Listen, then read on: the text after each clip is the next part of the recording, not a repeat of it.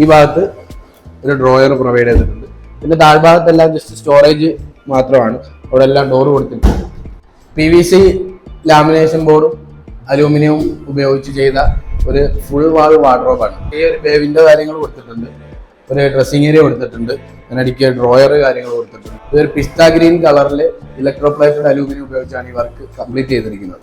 പിന്നെ ഇതിനകത്ത് എല്ലാ ഷീറ്റും ഡബിൾ സൈഡ് ഷീറ്റ് കാര്യങ്ങളാണ് കൊടുത്തിരിക്കുന്നത്.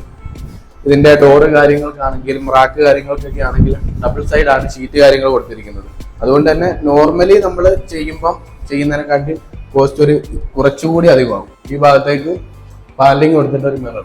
അപ്പം ഇങ്ങോട്ട് വരുമ്പോൾ ഒരു 4 ഡോറാണ് കൊടുത്തിട്ടുള്ളത്. അതിലൊരു ഷർട്ട് ഹാങ് ചെയ്യുന്ന ഒരു ഏരിയ കൊടുത്തിട്ടുണ്ട്.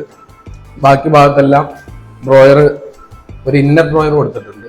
ഇന്നർ ഡ്രോയർ നമ്മൾ ഇത് ജസ്റ്റ് ഡോർ പോലെ കൊടുത്തിട്ട് അതിൻ്റെ ഒരു ഇന്നർ കൊടുത്തിട്ട് ഇത് ഒരു ലോക്കർ പോലെയാണ് കൊടുത്തിരിക്കുന്നത്. ഒരു ഹിഡൻ ലോക്കർ എന്നുള്ള ഒരു കൺസെപ്റ്റിൽ കൊടുത്തതാണ്. ജസ്റ്റ് നമുക്ക് ഈ ലോക്കർ മുകളിലേക്ക് ഒന്ന് പൊട്ടിക്കഴിഞ്ഞാൽ തുറക്കാൻ പറ്റുന്ന രീതിയിൽ.